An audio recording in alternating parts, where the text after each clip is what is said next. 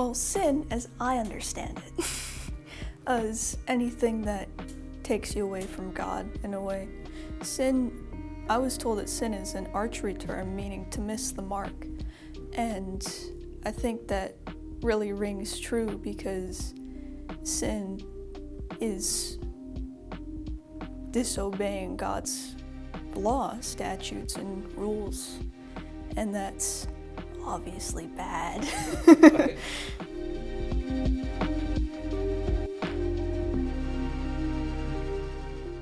Well, the good news of the gospel was the same thing, is that since the wages of sin is death, we're supposed to die. But Jesus took upon our burdens on the cross, and he took the wages of our sin for us, and he rose from the dead, and that gives us hope that we may be forgiven and we may rise with him.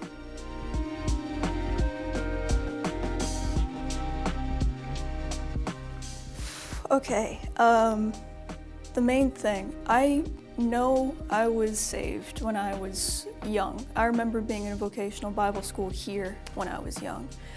But at some point during school, I backslid because the people who I was around.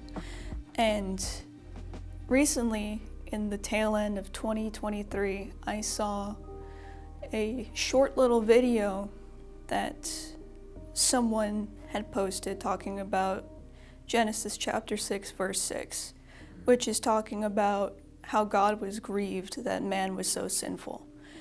And I hadn't read the Bible up until that point at all.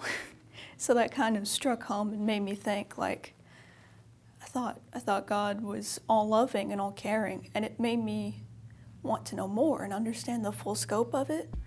So I read the whole New Testament in about 3 months and came to realize why God thought that. And it made me understand the value of Jesus Christ and his work on the cross, and why the wages of sin is death, and why God was so grieved. And it was interesting, to say the least. I think I understand a lot more now.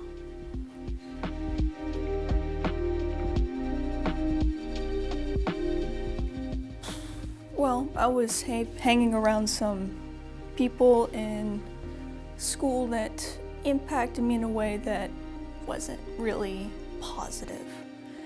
And I feel like, baptism is symbolic. It's dying with Jesus and being raised with him. So I'm putting to death the life I used to live, the people I used to hang around, and the values I used to carry. I think really this is what this is about. It's just putting to death all of that and starting new again.